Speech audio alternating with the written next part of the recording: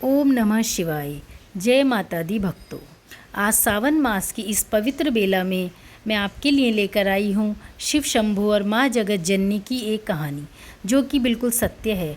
कैसे बाबा ने माँ जगत जननी की परीक्षा ली, तो चलिए आइए जानते हैं। माता पार्वती शिव जी को पति रूप में प्राप्त करने के लिए घोर तप कर रही थी। उनके तप को देखकर देवताओं ने शिव जी से देवी की मनोकामना पूर्ण करने की प्रार्थना की। शिव जी ने पार्वती जी की परीक्षा लेने सप्त ऋषियों को भेजा।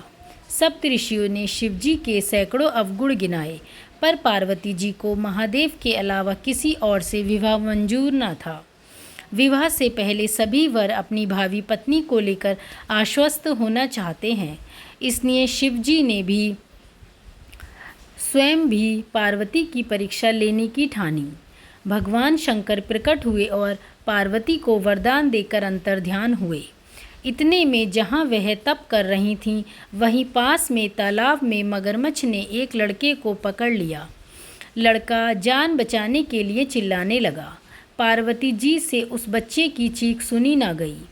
द्रवित हृदय होकर वह तालाब पर पहुंची। देखती है कि मगरमच्छ लड़के को तालाब के अंदर खींचकर ले जा रहा है। लड़के ने देवी को देखकर कहा, मेरी न तो माँ है, न बाप है, न कोई मित्र। माता, आप मेरी रक्षा करें। पार्वती जी ने कहा, हे ग्रहा, इस लड़के को छोड़ दो। मगरमच्छ बोला, दिन के छठे पहर में जो मुझे मिलता है उसे अपना आहार समझकर स्वीकार करना मेरा नियम है।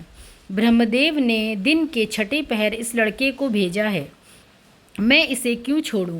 पार्वती जी ने विनती की, तुम इसे छोड़ दो, बदले में तुम्हें जो चाहिए वह मुझसे कहो।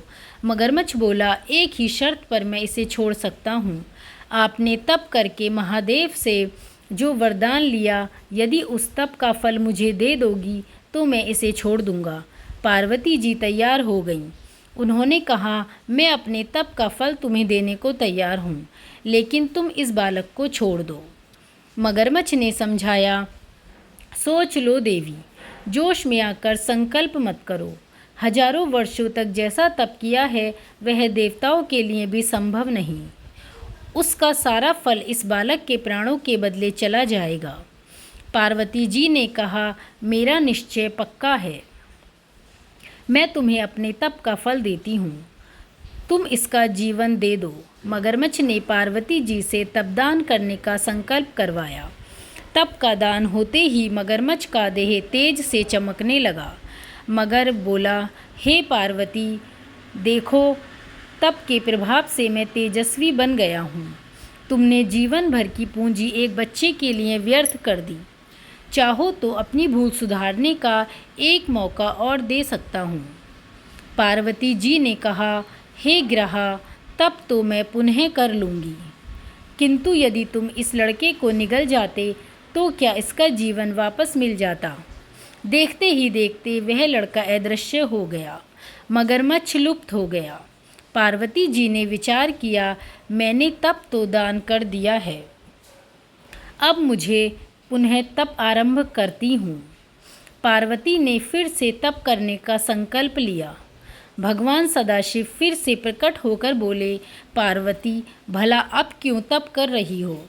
पार्वती जी ने कहा, प्रभु, मैंने अपने तप का फल दान कर दिया है।